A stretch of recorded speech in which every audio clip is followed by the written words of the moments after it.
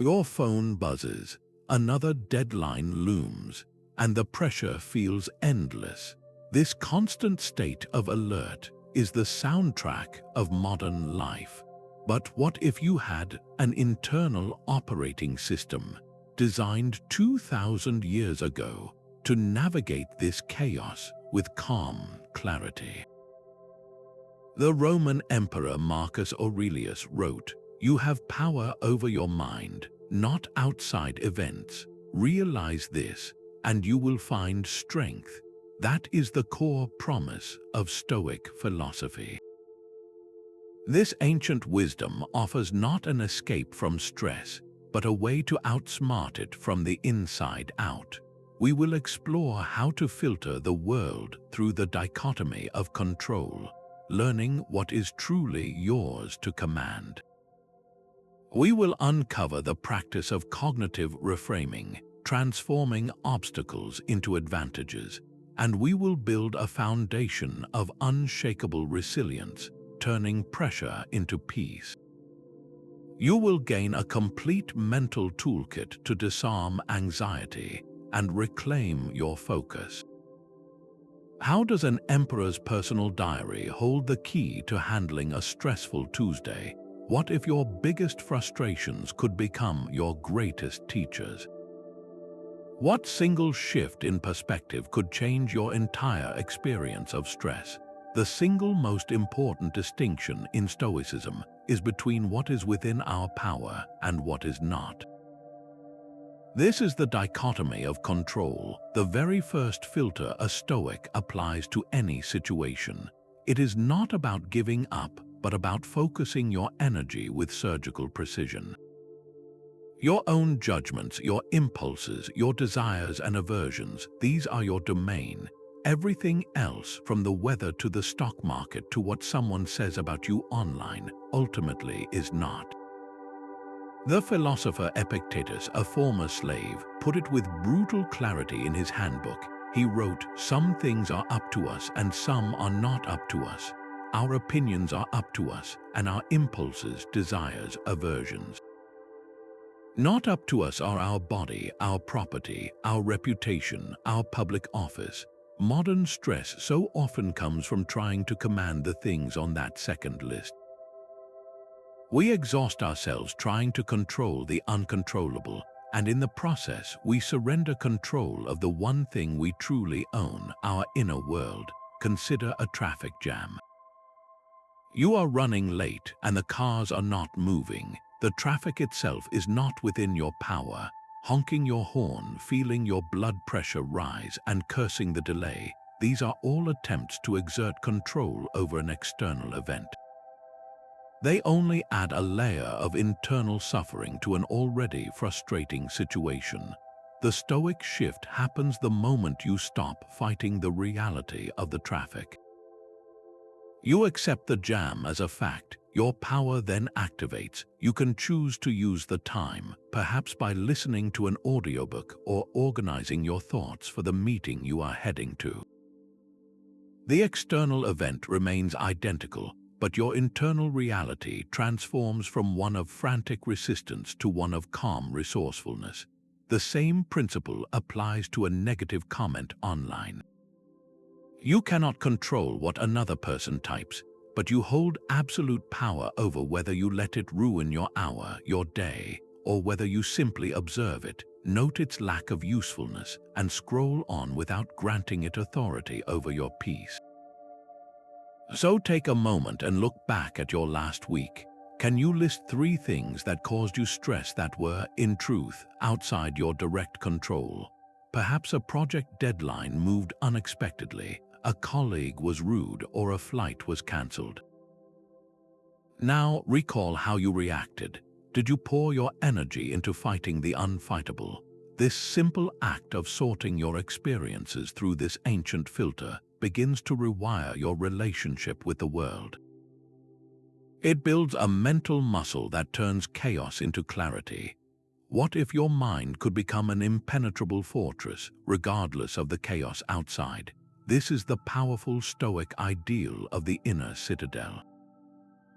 It is not a cold, emotionless bunker, but a sanctuary of clear judgment built from the inside. The Roman Emperor Marcus Aurelius constantly returned to this idea in his private writings. He reminded himself, "You have a fortress inside you, and if you return to this fortress, you can recover your calm at any time." This is the heart of resilience. It is not the absence of trouble, but the presence of an unshakable core. This inner strength is built through a simple but profound practice, learning to pause between an event and your reaction. Imagine you receive a harsh work criticism in an email. The initial sting is automatic, a surge of heat and defensiveness. An untrained mind might immediately fire back an angry reply or spiral into hours of anxious rumination. But a mind fortified by this stoic practice creates a moment of space. In that space, you engage your reasoned judgment. You can ask, is there any useful truth in this feedback I can use to improve? Is the person's tone a reflection of their own bad day, not my worth? By separating the raw event from your layered interpretation of it, you disarm the trigger. The criticism loses its power to destabilize your entire inner world.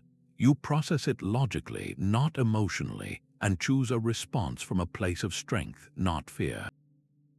Your inner citadel remains secure, so where can you start building yours this week? Identify one recurring stress, perhaps a daily commute or a difficult conversation you anticipate.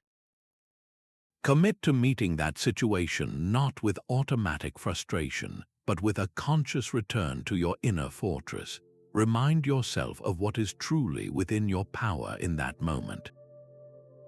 This deliberate practice, repeated daily, is how you lay the stones for a mind that no external storm can easily shake. What if actively imagining your worst fears could actually set you free from anxiety? This is the counterintuitive power of a Stoic exercise known as Premeditatio Malorum, the premeditation of evils. It is not a practice in pessimism, but a form of psychological inoculation. By deliberately visualizing potential challenges and losses, you build immunity to the shock and disappointment they can cause. The Stoic philosopher Seneca wrote to his friend Lucilius about this very idea. He explained that we suffer more in imagination than in reality, and that by rehearsing misfortune in our minds, we rob the actual event of its power to surprise and devastate us. The goal is not to dwell on the negative, but to disarm it. Think of a difficult conversation you need to have at work. Instead of anxiously avoiding the thought, you sit down for a few moments and mentally walk through the worst-case scenarios. You imagine the other person reacting with anger or the discussion failing to reach a resolution, but then you go a step further. You visualize yourself remaining calm, listening patiently, and responding with clarity and respect, no matter the outcome. You are not predicting doom, you are preparing your character. This rehearsal does something remarkable. It separates the external event from your internal composure. When you face the real situation, it feels less like an ambush and more like a path you have already walked in your mind. Your emotional response is tempered because you have already visited this territory. This practice also carves out a profound sense of gratitude for your present circumstances. By consciously reflecting on the possibility of losing your health, your job, or a loved one, you suddenly see the incredible value of what you have right now. The morning coffee, the quiet moment, the simple fact of a comfortable bed, these are no longer mundane details but vivid gifts. Your appreciation for the present deepens because you have honestly confronted its fragility.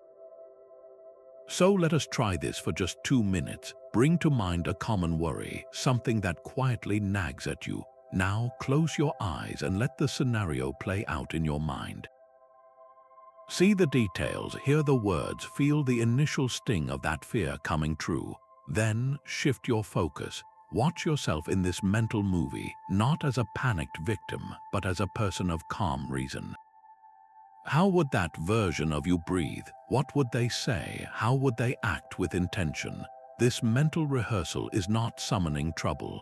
It is building the inner fortifications to meet it with unwavering calm. Let us step back, far back, and look at our problems from a cosmic vantage point. Marcus Aurelius often practiced this, gazing at the stars and reminding himself that our entire Earth is but a pinpoint in an infinite universe, and the longest human life a fleeting whisper in the expanse of time. He wrote, "Look at the things that exist and will exist, and remember the countless others that have already existed." This is the Stoic exercise known as the view from above, a powerful tool to shrink daily anxieties to their true, manageable size. It is not about dismissing your feelings, but about placing them in a context so vast that their weight naturally lightens. This perspective fosters a profound humility, gently reducing the ego that insists our personal dramas are the center of everything. We are reminded that we are part of a vast, interconnected whole, a single thread in a tapestry woven across millennia. To feel this connection is to feel a strange and immediate sense of peace. Here is a simple way you can practice this right now. Close your eyes for a moment, visualize your own room, then pull your mind's eye upward. See your building, then your entire neighborhood from above. Now see your whole city, an intricate grid of lights and life. Pull back further, seeing your country as a shape on a globe, and then further still, until the earth itself is a beautiful, swirling blue marble hanging in the utter blackness of space. All of human history has happened on that tiny sphere. Now bring to mind one specific stressor that feels heavy to you today. Hold that worry in your mind, and then place it back on that pale blue dot. From this cosmic distance, how significant does its urgency truly feel? The problem itself may not vanish, but the frantic, suffocating energy around it often does. This practice recalibrates your inner scale, trading a narrow, worried focus for a wide and wondrous horizon. It turns a crisis back into what it often is, a manageable event in the grand scheme of your life, which is itself a brief and brilliant moment in the life of the cosmos. When you open your eyes, that shifted perspective can remain, a quiet assurance that you are part of something far greater than any single trouble. The Stoics proposed a radical idea, not just to endure what happens to you, but to love it. This is the essence of Amor Fati, the love of fate. It is the ultimate acceptance, a conscious and active embrace of every single event, especially the obstacles and the setbacks. It is the decision to see every twist, every so-called piece of bad luck, as not something to be tolerated, but as something necessary and good for your own development. The philosopher Friedrich Nietzsche, who was deeply influenced by these ancient ideas, later captured this spirit perfectly when he wrote, "My formula for greatness in a human being is Amor Fati, that one wants nothing to be different, not forward, not backward, not in all eternity." This is not passive resignation. It is the active transformation of every barrier into fuel for your growth. Think of a missed promotion you worked tirelessly for. The immediate reaction is one of crushing disappointment, a feeling that your efforts were wasted. The standard approach is to grit your teeth and bear the frustration. Amor Fati asks something entirely different of you. It invites you to look at that closed door and not see a failure but a redirection. Perhaps that job would have consumed you with stress and taken you away from your family. Perhaps it would have locked you into a path that was not truly aligned with your strengths. The rejection itself becomes the very event that forces you to reconsider, to explore a new direction you would have been too comfortable to see otherwise. The obstacle is not in the way, it becomes the way. This practice turns the entire concept of misfortune on its head. A failed business plan is no longer just a failure. It is a compressed education in what does not work, gifting you with invaluable experience no success could ever provide. A sudden illness can be a brutal but necessary teacher, forcing you to reevaluate your health and your priorities with a clarity you never had in comfort. The goal is to weave every thread, the dark and the light, into the fabric of your life and see the entire tapestry as perfect and necessary. So take a moment and identify one recent event you labeled as a misfortune. It could be a project that fell through, a plan that was cancelled, a minor injury. Now engage in a deliberate act of reinterpretation. Brainstorm, how could this seemingly negative event be a hidden benefit? What door did it close that might have kept you from a better one? What weakness did it reveal that you can now strengthen? What lesson in patience or humility did it offer? This is not about pretending something feels good when it does not.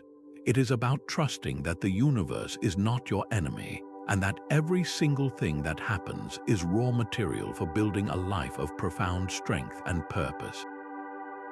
Between an event and your reaction, there is a critical space, and Stoicism teaches you to occupy it. This is the heart of the discipline of Assent, the practice of intercepting your automatic thoughts before they spiral into full-blown stress. It is the mental equivalent of catching a glass that has been knocked off a table before it shatters on the floor. The Stoic philosopher Epictetus, whose words form the foundation of this practice, put it with stunning clarity. He said, "People are disturbed not by things, but by the views which they take of them. Your stress, your anxiety, your anger, these are almost never caused by the event itself, but by the immediate, unchallenged judgment you stamp onto it the moment it happens." This discipline is your tool to remove that stamp before the ink dries. Consider the modern scenario of a terse email from your boss.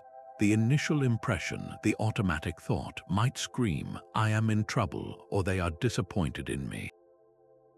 Without this stoic pause, that impression is instantly accepted as fact. Your heart rate jumps, your stomach tightens, and the rest of your afternoon is colored by a sense of dread. The discipline of Assent asks you to catch that initial thought and hold it up to the light before you agree with it. You learn to question the impression. Is it necessarily true that this brief email signifies disappointment? Could they simply be rushed or distracted? Is there any other, more neutral explanation for the tone? By scrutinizing the impression, you break its hypnotic power. You realize you have a choice. You can assent to the catastrophic interpretation, or you can assent to a more measured and objective one. The email itself has not changed, but your relationship to it has been utterly transformed from one of panic to one of perspective. Think back to the last 24 hours. Can you recall a moment where you had a sudden, knee-jerk negative reaction to something someone said or did? Perhaps a family member made an offhand comment, or a driver cut you off in traffic. What was the automatic story you told yourself about their intentions? Now, from this calmer vantage point, what might a more generous or simply more factual assessment have been? This simple act of questioning is not about denying your feelings, but about reclaiming your sovereignty over them. It is in that tiny, powerful space between the event and your assent that your freedom truly lies. When everything feels chaotic, what is your anchor? For the Stoics, the answer was not a person, a possession, or a perfect outcome. It was a set of 4 timeless virtues, an internal compass they called the Cardinal virtues: wisdom, courage, justice, and temperance. This framework provides an unshakable core because it shifts your focus from what is happening to you to who you are choosing to be in the midst of it. Marcus Aurelius captured this beautifully in his Meditations, writing, "Just that you do the right thing. The rest does not matter." So much of our modern stress is a direct result of acting against our own values, of feeling that internal friction when we choose the easy path over the right one. Aligning with virtue, however, offers a profound and immediate stability because your sense of self-worth is no longer tied to external results. Wisdom is your ability to navigate complex situations with clear judgment, to see the world as it is, not as you fear or wish it to be. Courage is not the absence of fear, but the strength to act rightly in spite of it, to speak a difficult truth or to endure a hardship without complaint. Justice is your duty to other people, to act with fairness, kindness, and to contribute to your community. And temperance is the practice of self-regulation, of exercising restraint over your impulses and desires, finding the wise middle ground in all things. Consider a modern dilemma at work. You are pressured by a manager to fudge some data on a report to make quarterly results look better. The easy path, the one that avoids immediate conflict, is to go along with it. But that choice creates a deep, simmering stress. You feel the dissonance of acting against your integrity. The Stoic path invites you to consult your inner compass. Justice calls you to be honest and fair to the shareholders and customers. Courage gives you the strength to voice your concern respectfully, even at the risk of your manager's displeasure. Choosing this harder path, the virtuous path, might create a temporary external problem, but it grants you an immediate internal peace. You can sleep at night knowing your actions matched your principles. Your self-respect remains intact, and that is a form of security no one can take from you. So, take a moment to bring this from the ancient world into your own. Look at the virtue of courage in your life right now. What would it look like to act with courage in a specific situation you are facing? It does not have to be a grand gesture. Perhaps it is the courage to have a difficult conversation you have been avoiding, or the courage to set a firm boundary to protect your time, or the courage to admit a mistake and start over. Define that one act of courage for yourself, not as an abstract idea, but as your very next step. Your to-do list stretches into infinity, a constant mental projection into a future you cannot control. This relentless forward drive is the engine of modern anxiety. The Stoics offered a powerful antidote, a shift in attention from the distant horizon to the ground beneath your feet. They called this Memento Vivere, remember to live. It is a call to stop postponing your life and to fully inhabit the one moment you ever truly possess, the present. Seneca saw this human tendency with piercing clarity. He wrote, "You are living as if destined to live forever. Your own frailty never occurs to you. You act as if all things are mortal and you immortal." How much of your stress is born from this very illusion, from mentally time traveling into a future filled with potential problems? You are not actually stressed about the meeting in 2 hours. You are stressed about the story you are telling yourself about that meeting right now. The present moment is your only true point of power, the sole domain where your actions and choices are real. Everything else is just a thought. To reclaim this space is to build a sanctuary from the storm of what-ifs. Try this for the next 60 seconds. Wherever you are, pause. If you are drinking something, focus entirely on the sensation. Feel the warmth of the cup in your hand. Notice the aroma. When you take a sip, do not just swallow. Let the liquid rest on your tongue and trace its entire journey. Your mind will try to wander, pulling you back to an email or a worry. Gently, without judgment, guide your attention back to the simple, physical reality of the taste.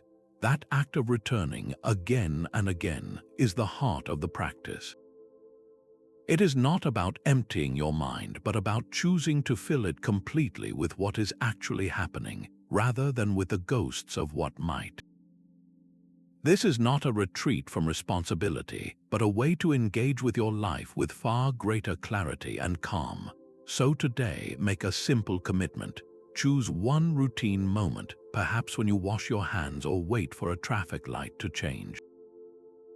For that single minute, let the future and the past fall away. Anchor yourself in the feeling of the water, the sight of the red light, the sound of your own breath.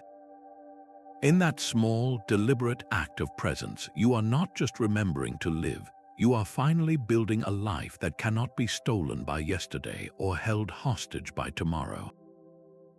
That voice in your head that magnifies every mistake, turning a small error into a full-blown character indictment. The Stoics had a strategy for that, a way to turn self-criticism from a weapon into a tool. Their approach is built on a radical separation between your actions and your core worth. You can make a poor choice without being a poor person. This is the foundation of objective self-assessment, a practice entirely free from the destructive drama of shame. The goal is not to ignore your faults, but to examine them with the calm detachment of a scientist studying data, all in the service of growth. The philosopher Epictetus, whose teachings are relentlessly practical, gave us a key to this. He said, "If anyone tells you that a certain person speaks ill of you, do not make excuses about what is said, but answer, 'He was ignorant of my other faults, else he would not have mentioned these alone.'" While he was speaking of the judgments of others, this logic applies perfectly to the judgments we level against ourselves. That inner critic is often the harshest, most ignorant accuser you will ever face, focusing on a single flaw while ignoring the whole of your character. Imagine you are giving a presentation and you mispronounce a key term. The old, automatic script might immediately play in your mind. You messed up, everyone noticed. You look unprepared and foolish. This internal narration is not a factual report. It is a story you are telling yourself, layered with interpretation and emotional charge. It creates a cascade of stress, making your palms sweat and your mind race, pulling you out of the present moment. The Stoic response is to intercept that story. You would acknowledge the bare fact, "I mispronounced that word." Then you would calmly analyze it. Was it because I was rushing? I will practice that term for next time. The event is the same, but the internal experience is completely different. One path leads to a spiral of shame that can ruin your entire day. The other leads to a simple, actionable note for future improvement. The mistake becomes a data point, not a definition. So today, make it a practice to notice just one of those self-critical thoughts as it arises. Perhaps you spill a drink and immediately think, "I am so clumsy." Catch that thought, then consciously reframe it, strip away the judgment and state the pure observation. The cup tipped over and liquid spilled. That is a neutral event. The next step is a constructive one. I will get a cloth and clean it up. This is not self-deception, it is mental hygiene. It is the process of ceasing to be your own worst enemy and becoming your own most clear-eyed and compassionate coach. In the Stoic mind, an obstacle is not a roadblock, it is the path itself. This single shift in perception dismantles one of the heaviest burdens of modern life, the quiet expectation that our journey should be smooth and our plans should unfold without friction. When we believe that ease is the default and difficulty is a personal failure or an unfair twist of fate, we set ourselves up for constant frustration. The Stoic philosophers proposed a different standard, not a life free from obstacles, but a life made meaningful and strong precisely because of them. Marcus Aurelius captured this alchemical idea perfectly. He wrote, "The impediment to action advances action. What stands in the way becomes the way." Think about the profound truth in that statement. A barrier does not halt your progress, it defines the very nature of your progress. It is the raw material for building your patience, your creativity, your resilience. A financial setback, for instance, is typically a trigger for intense anxiety. We see it as a pure loss, a threat to our security and our future plans. We fight against the reality of it, which only amplifies our suffering. But through the Stoic lens, this same financial pressure is an invitation to practice the virtues of temperance and resourcefulness. It asks you to examine your spending with new clarity, to distinguish between what you truly need and what you merely want. It forces a creativity you might never have tapped into in times of plenty, finding new ways to solve old problems. The obstacle itself becomes a rigorous, if unwelcome, teacher in the art of living well with less. The challenge did not change, but your relationship to it has been utterly transformed from one of victimhood to one of active, virtuous engagement. So take a moment and bring to mind one current obstacle in your own life. It might be a difficult relationship, a health issue, or a professional setback. Now, on a piece of paper or just in your thoughts, complete this sentence. This challenge is helping me develop the virtue of blank. Is it teaching you patience? Is it demanding greater courage to have a hard conversation? Is it requiring the wisdom to see the situation more objectively? By naming the virtue, you stop seeing the obstacle as a random piece of bad luck and start seeing it as your personal training ground. This is how you stop fighting the path and start walking it. The word apathy sounds like a withdrawal from life, a cold and empty state, but the Stoics meant something entirely different. Their goal was Sympatheia, a state of inner freedom from the destructive storms of irrational passion. This is not about feeling nothing, but about no longer being a slave to the emotions that hijack your reason and shatter your peace. Seneca wrote extensively on anger, calling it the most hideous and frenzied of all the emotions. He observed that other passions have some touch of peace and calm, but anger is wholly violent and has its very being in its fury. It is a temporary madness that makes you an enemy to others and a torment to yourself. Think of the modern plague of road rage. One driver cuts another off. The offended driver is instantly consumed by a wave of heat and outrage. Their heart hammers, their thoughts narrow to a single point of vengeance. They might honk, yell, or make a dangerous maneuver, all while their body is flooded with stress hormones. This is the exact opposite of Sympatheia. The driver is not in control, the passion of anger is. They have handed over their inner citadel to a tyrant. Now, imagine the same scenario through the lens of Stoic practice. The event is identical. One car moves into your lane abruptly. The initial jolt of surprise is natural, but then the trained mind engages. It recognizes the automatic surge of anger as an impression, not a command. It questions that impression. This person might be having a terrible day, or perhaps they simply did not see me. This is not an excuse for their action, but a tool to disarm my own chaotic reaction. The Stoic driver acknowledges the potential danger, adjusts their driving to create space, and then lets the event pass without allowing it to poison the next 10 minutes of their life. The external event was beyond their control, but their internal state remained their sovereign territory. Which passion most frequently storms your own gates? Is it the gnawing anxiety about the future that steals your sleep? Is it the sharp sting of envy when you see a peer's success? Or is it the slow burn of resentment over a past wrong? Identify the one that feels most familiar. Now, ask yourself a simple question. What would the first small step toward mastering it look like?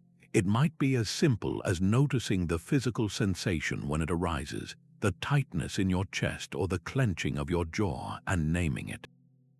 This is envy, this is fear. By naming it, you begin the work of separating yourself from the storm, watching it from the secure walls of your mind until its power to sweep you away simply fades. Let's map out your mental energy. Think of it as a finite resource like the battery on your phone. You only have so much charge for the day, and where you choose to plug it in determines everything. The ancient Stoics gave us a brilliant tool for this, a practical extension of the dichotomy of control called the circle of influence. Your power lies exclusively within the small, tight circle of your own judgments, your own desires, and your own actions. Everything else exists in a vast, noisy space outside of it. The engine of modern anxiety is this simple: we keep trying to power the entire outer world with our own tiny, internal battery. Epictetus framed this as our chief task in life. He said, "The chief task in life is simply this: to identify and separate matters so that I can say clearly to myself which are externals not under my control, and which have to do with the choices I actually control." Picture this circle clearly. In the center, the inner circle, you will find only three things: my responses, my efforts, and my character. This is your sovereign territory. Just outside of it, in a ring you cannot control, lies everything else: other people's opinions, the past, and world events. Your frustration, your exhaustion, it almost always comes from spending your precious energy trying to tend a garden that is not yours. You are pouring water on stones, wondering why nothing grows. Consider a common source of stress: a family member who holds a negative opinion of your life choices. Their opinion sits firmly in that outer ring. You cannot control what they think, but so often we spend days, even weeks, ruminating on their words, crafting arguments in our heads, feeling the heat of resentment. This is the equivalent of taking the battery from your phone and throwing it into the ocean, hoping to change the tide. It is a total drain with zero return. The Stoic shift is to pull all of that energy back inside your circle. You can control your response. You can choose to listen with an open mind, to respond with kindness, and then to release your need for their approval. Your effort goes into managing your own state, not theirs. Your character remains intact, grounded in your own values, not shaken by external judgment. So here is a challenge for you. Take a piece of paper and actually draw this circle. Make the inner circle small and defined. Now, list the top 3 things currently occupying your mental space. Are they inside your circle or outside? Are you spending your energy on your own efforts and character, or are you pouring it into the past, into other people's expectations, into news cycles you cannot change? This single act of mapping makes the abstract brilliantly concrete. It shows you exactly where your power is being leaked and where you can choose to rebuild your walls, reclaim your energy, and finally silence the noise. Your comfort zone is a beautiful, plush cage, and the Stoics held the key to its lock. What if you intentionally sought out small, manageable discomforts to become immune to the shock of the larger, inevitable ones life throws your way? This is the radical practice of voluntary discomfort, a gym for the soul where you build not just resilience, but anti-fragility. The Stoic teacher Musonius Rufus was a powerful advocate for this hard training.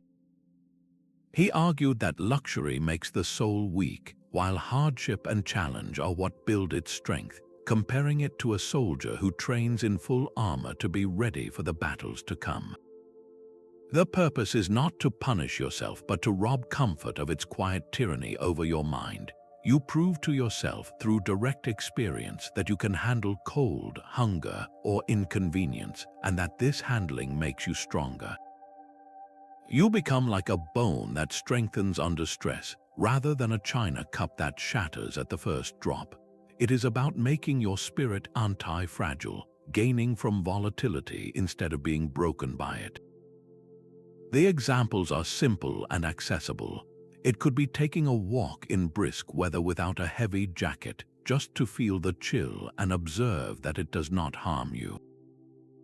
It might be choosing a simple meal of bread and water instead of an elaborate takeout order, reminding your body and mind that you do not need constant stimulation to be content. It could be turning off the heating in your car for a short drive, or sitting on a plain chair instead of a soft couch while you read. Each of these small acts is a vote for your own inner fortitude. They are rehearsals for the days when life forces a hardship upon you, so that when real difficulty arrives, you do not panic. You have already visited that territory in your mind and body.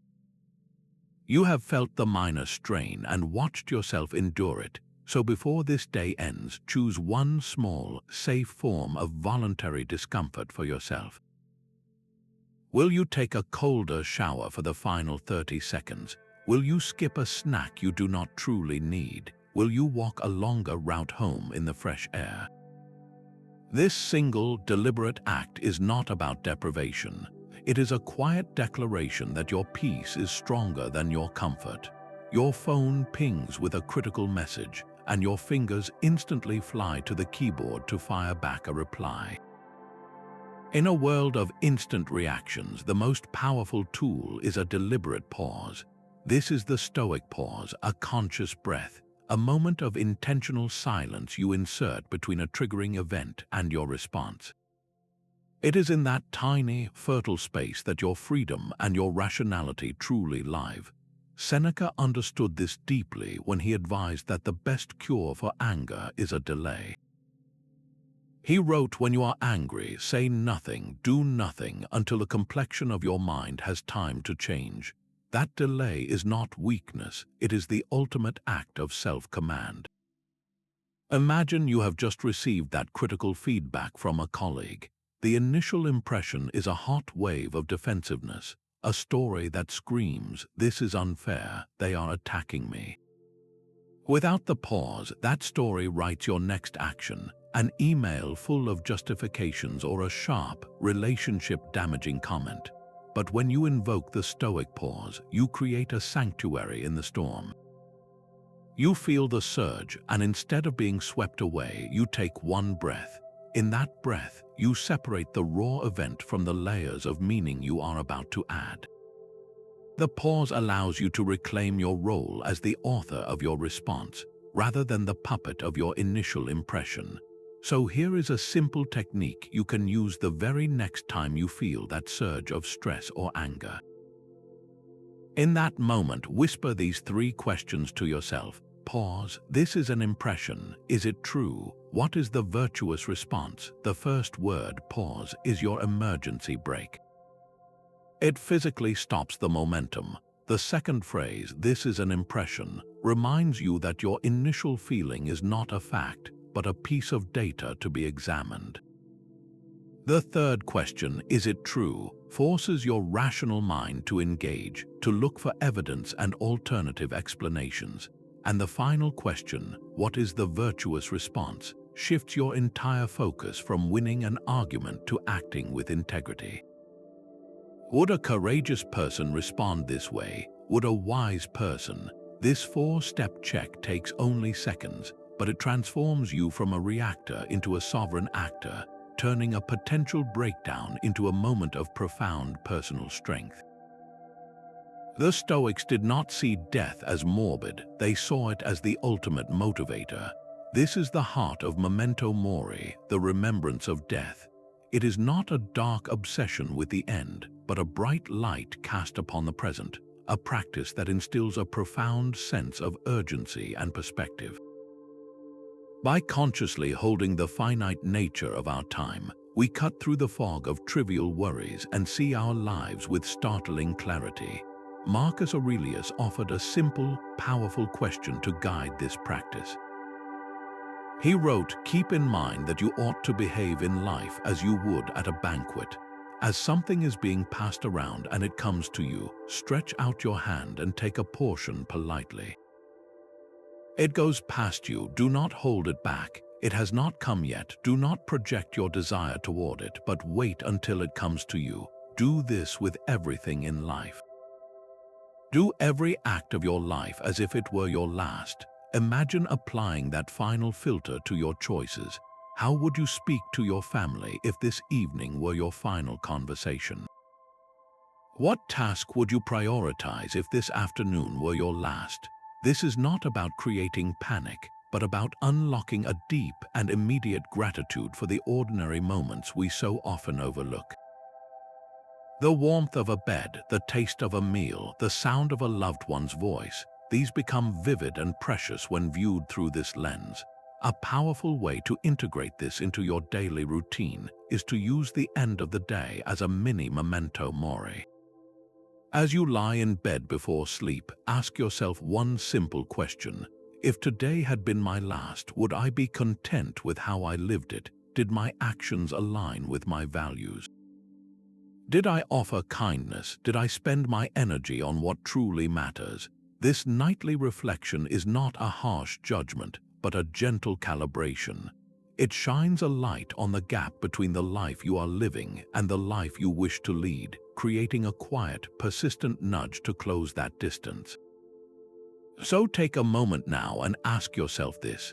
If this were the last week of my life, what one trivial worry would I immediately let go of? That anxiety about a future project, that resentment over a minor slight, that endless scrolling for news that does not serve you.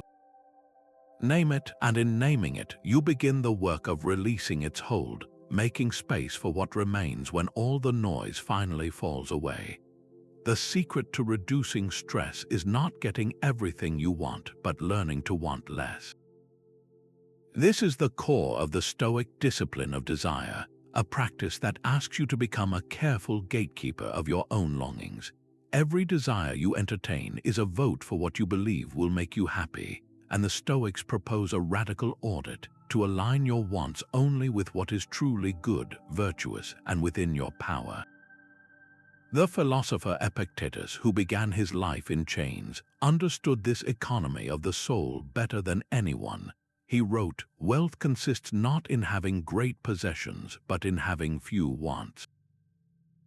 Peace of mind is found not in the endless acquisition of externals, but in the deliberate limitation of your desires to the territory of your own character.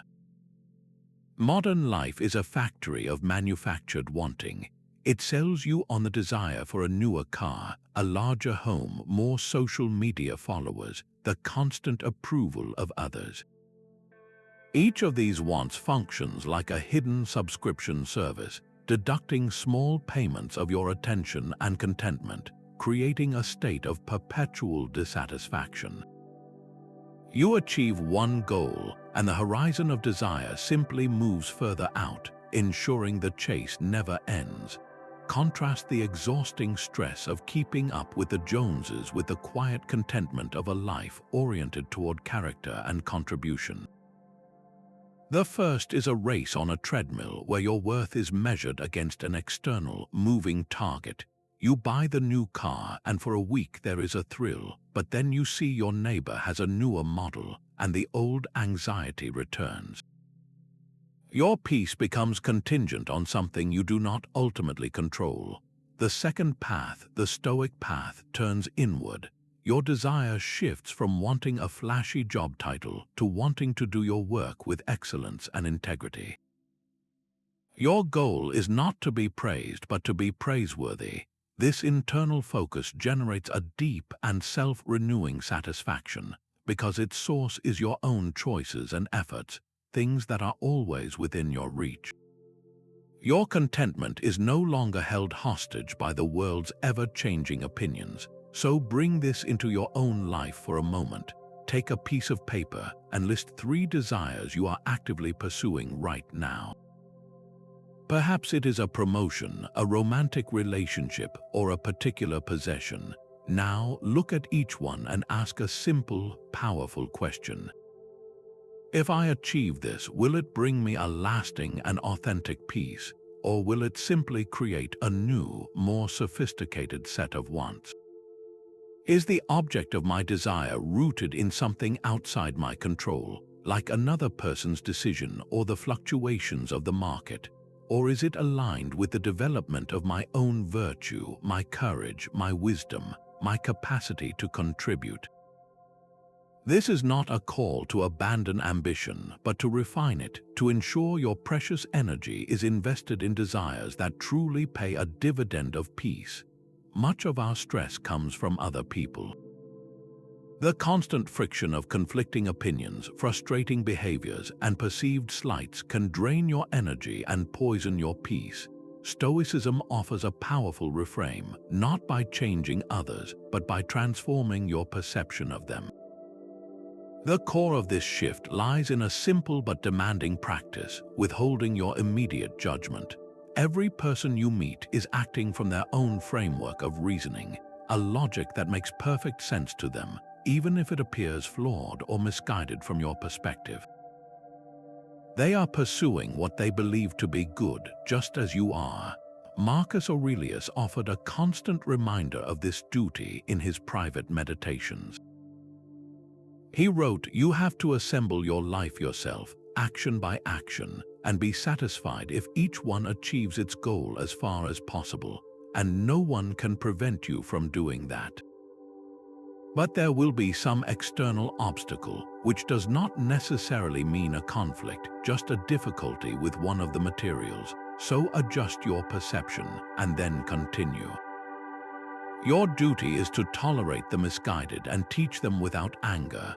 The goal is not to approve of bad behavior, but to understand its source, which automatically drains it of its personal sting. When you label a difficult colleague a jerk, you make their behavior a direct assault on you. Your heart rate rises, your resentment builds, and you carry that stress long after the interaction is over. But if you pause and see them as a person acting from a place of ignorance, or from their own deep-seated insecurity and pain, the entire dynamic changes. Their sharp comment is no longer a bullet aimed at your heart, but a symptom of their own inner turmoil. You can then choose your response from a place of calm strength, perhaps with a neutral question or a simple refusal to engage in the conflict. You meet their chaos not with matching chaos, but with an unshakable clarity that protects your own mind. So bring to mind one person you frequently find yourself judging. It might be a relative with different political views, a demanding client, or a perpetually negative friend. Now, for just a moment, set aside your story about them. Instead, try to construct a compassionate reason for their behavior. Perhaps their stubbornness comes from a lifetime of being unheard. Their criticism is a misplaced cry for control in a life that feels out of control. Their negativity is a shield against deep disappointment. This exercise is not about excusing harm, but about freeing yourself from the secondary suffering that your own judgment creates. When you stop fighting their reality in your mind, you reclaim a profound and lasting social harmony that begins entirely within you. That persistent whisper of what if can be the most corrosive form of stress. What if all of this is just random chaos, a series of meaningless accidents that happen to you? The Stoics offered a profound alternative, a foundational trust they called Providence, or the Logos. This is the belief that the universe is not a collection of disjointed, cruel events, but a single, rational, and interconnected whole.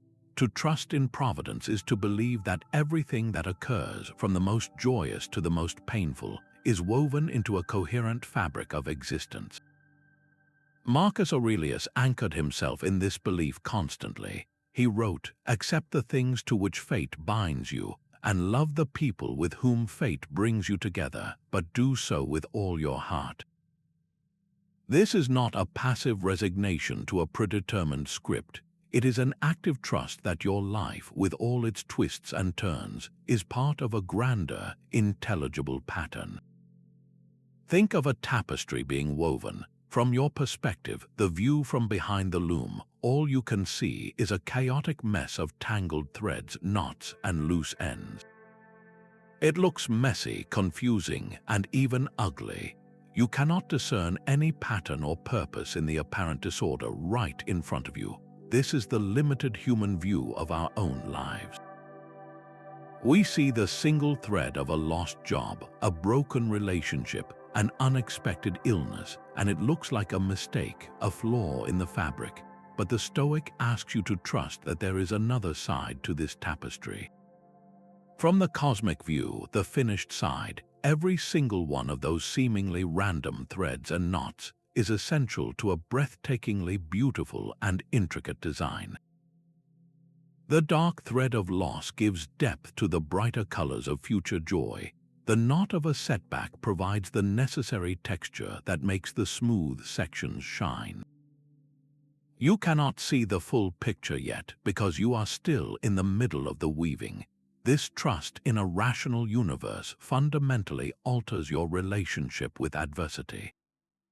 It transforms the question from "why is this happening to me?" to "what is this happening for?"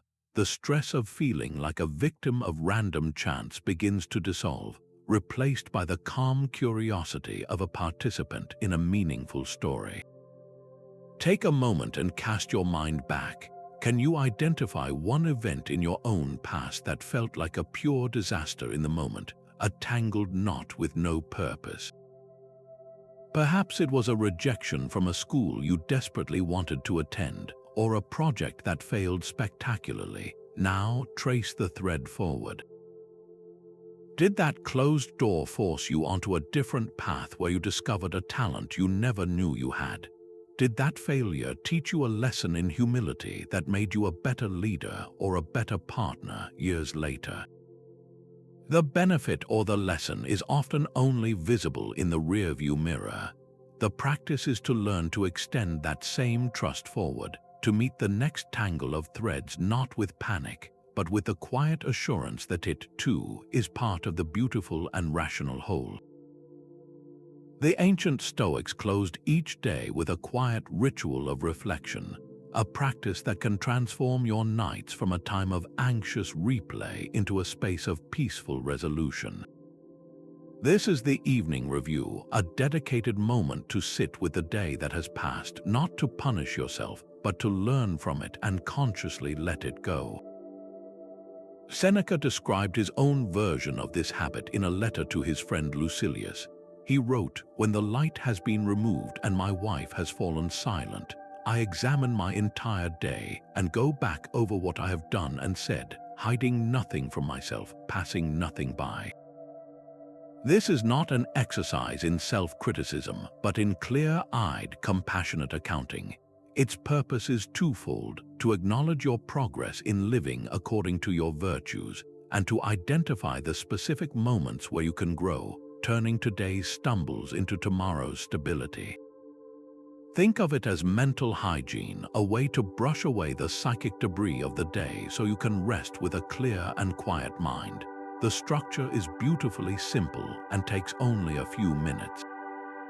First, ask yourself, what did I do well today? This is not about grand achievements, but about moments of character. Did you listen patiently when you felt like interrupting? Did you choose a healthy meal when you were tempted by junk food? Did you complete a difficult task with focus? Acknowledge these small victories. They are the proof that your practice is working. Second, and this is the heart of the review, ask, where could I have been more wise, courageous, just, or temperate? Be specific and gentle. Perhaps you lost your temper in a minor traffic delay, a failure in temperance. Maybe you avoided giving a colleague constructive feedback, a lapse in courage and justice. The goal is to see the event, note the virtue that was missing, and release the shame. You are collecting data, not levying a sentence. Finally, ask, what will I do differently tomorrow?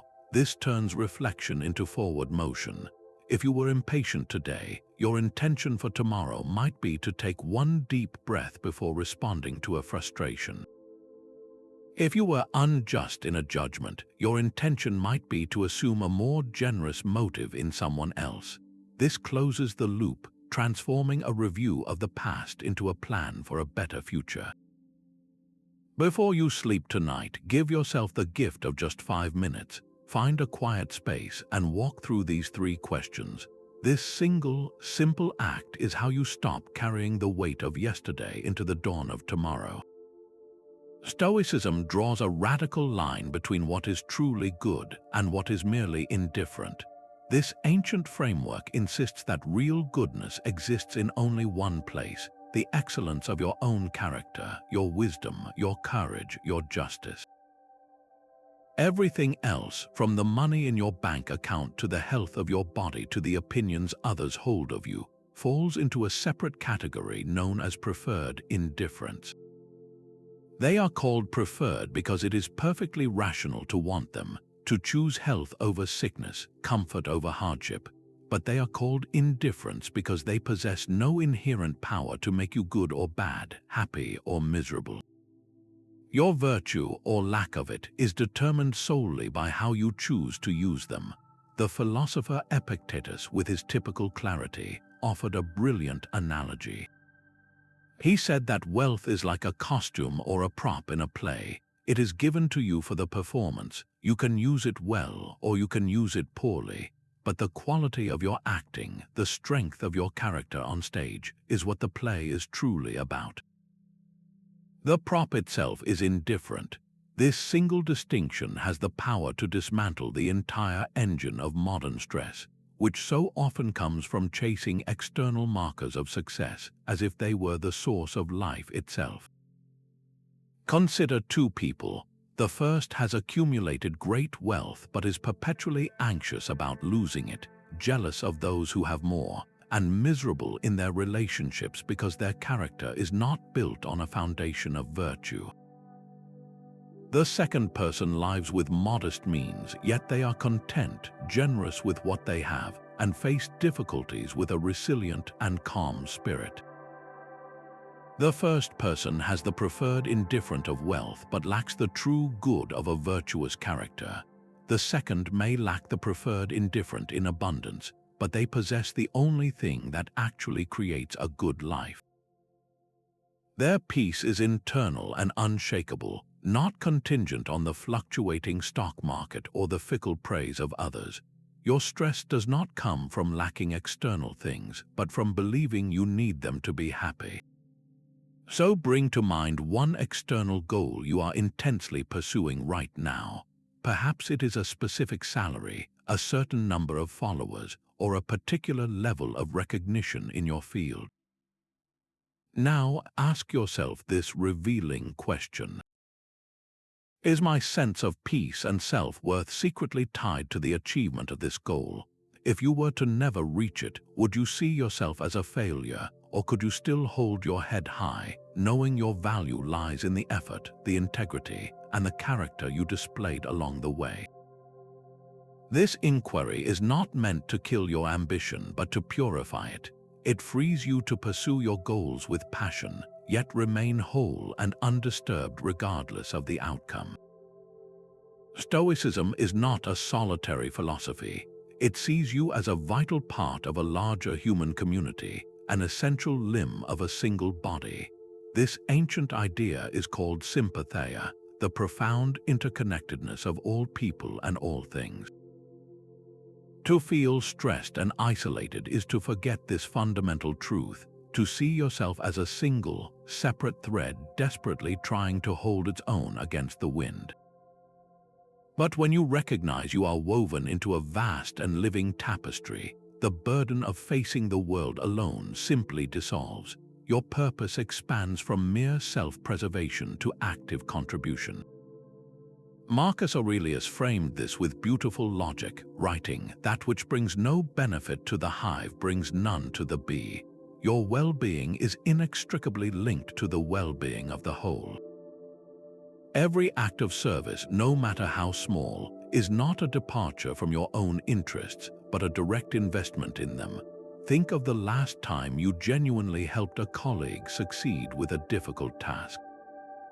You offered your time, your knowledge, or simply your patience. In that moment, you were not two competing individuals, but two parts of a single unit working in harmony. The stress of rivalry or resentment faded away, replaced by a quiet, deep-seated satisfaction. This feeling is not just sentimentality, it is the confirmation of your nature. You were designed for community. Even a simple, anonymous act, like letting a rushed stranger go ahead of you in line, reinforces this truth. You momentarily set aside your own immediate preference for the sake of a shared social harmony. The small inconvenience to your schedule is outweighed by the internal peace that comes from acting in accordance with your role as a cooperative being. That inner peace is the real reward, the direct benefit that flows back to you, the bee, from your service to the hive. So before this day ends, give yourself this quiet assignment. Perform one small, anonymous act of service or kindness. It could be as simple as leaving a positive note for the next person in a library book, paying for the coffee of the person behind you in the drive-through, or tidying a common area in your office without taking credit. Do it not for the recognition, but for the private, powerful reminder that you are connected, that you are part of something far greater than your individual worries, and that your greatest strength often lies in what you choose to give away. Your attention is your most precious resource, and the modern world is designed to steal it. Every notification, every trending topic, every endless scroll is a bid for your mental real estate. The Stoics understood this battle long before the digital age, framing it as the fundamental practice of being the gatekeeper of your own mind. What you allow into your focus directly shapes your judgments and ultimately your inner peace. The philosopher Epictetus offered a timeless principle when he said that people are disturbed not by things, but by the views which they take of them. Your phone does not create stress by itself. The stress emerges from the content you consume and, more importantly, the unchallenged interpretations you form about it. A curated feed of bad news and social comparison will inevitably generate a mind full of anxiety and envy because you have handed the keys to your inner citadel to 1,000 strangers. The practice is to reclaim that sovereignty. Begin with a simple attention audit. Look at your social media feeds not as entertainment, but as a diet for your mind. Does this source inform and uplift, or does it primarily provoke anger and insecurity? Your digital environment should be a garden you tend, not a wildfire you are forced to watch. This also means setting intentional periods of digital silence. 1 hour without screens before bed is not a punishment. It is a declaration that your mind deserves a sanctuary, a space to process the day without a constant stream of new impressions demanding a reaction. So take a moment and identify one source of digital information that consistently agitates you. It might be a particular news channel, a contentious online forum, or even the account of a person who always leaves you feeling inadequate. The Stoic question is not whether this content exists in the world, but what it costs you to voluntarily let it live rent-free in your head. Consider the profound peace you might gain by simply limiting your exposure, by muting that channel for a week and observing the quiet that grows in its place. Your attention is the foundation upon which your entire inner world is built. Guard it with the fierce determination of a Stoic sentry. Courage is not a magical shield that makes fear disappear. It is a quiet decision made in the face of that very fear, a choice that something else matters more. For the Stoics, courage was one of the 4 essential virtues, the bedrock of a life well lived, precisely because life is filled with inevitable challenges and uncertainties. Acting with courage, even when your heart is pounding, is how you forge a character that stress cannot easily erode. Seneca wrote that a wise person is not without fear, but they act with a stout heart, moving forward because their purpose outweighs their panic. This is the resolve that builds resilience from the inside out. Think of the common fear of public speaking. The instinct is to avoid it, to decline the presentation, to stay in the safety of silence. This path of avoidance offers immediate relief, but it comes with a long-term cost, a quiet erosion of self-respect and a growing list of regrets. The Stoic path looks entirely different. You feel the same knot in your stomach, the same rush of anxiety, but you engage your reason. You judge that sharing your idea, contributing to your team, or honoring your commitment is more important than the temporary discomfort of your fear. You do not wait for the fear to leave, you move forward with it. This single act of courage, repeated, rewires your relationship with fear itself. It stops being a stop sign and starts becoming a signal that you are growing. So look at one fear you are currently sidestepping in your own life. Perhaps it is the fear of a difficult conversation with a loved one, or the anxiety around launching a small side project. What is the one small, manageable step you could take this week that would be an act of courage? It does not have to be the whole conversation, just writing down what you want to say. It does not have to be a fully formed business, just researching the first step. That single, deliberate action is how you begin to prove to yourself that you are stronger than your apprehension. Gratitude is the quiet heartbeat of a Stoic life, a direct result of honestly facing what you could lose. That deliberate practice of negative visualization, of letting your mind touch the temporary nature of everything you hold dear, does not lead to fear, but to a startlingly vivid appreciation for the present. It is the mental exercise that scrubs the film of familiarity from your eyes, allowing you to see your ordinary life as the extraordinary gift it truly is. This is the ultimate antidote to the stress of taking things for granted, that restless hunger for the next achievement, the next possession, which always leaves you emptier than before. Marcus Aurelius, in the private pages of his meditations, constantly reminded himself of this duty to see clearly. He wrote, "When you wake up in the morning, tell yourself, the people I deal with today will be meddling, ungrateful, arrogant, dishonest, jealous, and surly. They are like this because they cannot tell good from evil, but I have seen the beauty of good and the ugliness of evil, and have recognized that the wrongdoer has a nature related to my own. And so none of them can hurt me, no one can implicate me in ugliness, nor can I feel angry at my relative or hate him. We were born to work together like feet, hands, and eyes, like the two rows of teeth, upper and lower. To obstruct each other is unnatural. To feel anger at someone, to turn your back on him, these are obstructions. Here, he is not just tolerating others, but actively looking for the good in them, for the minor virtues they possess that are so easily overlooked in a moment of frustration. He is practicing a form of social gratitude, seeing the inherent value in every person he meets, regardless of their flaws. You can bring this same clarity to the objects and comforts you interact with daily. Your warm bed is not just a piece of furniture, it is a sanctuary of rest that millions lack. The simple fact that you have running water is a miracle of modern life that ancient emperors could not have dreamed of.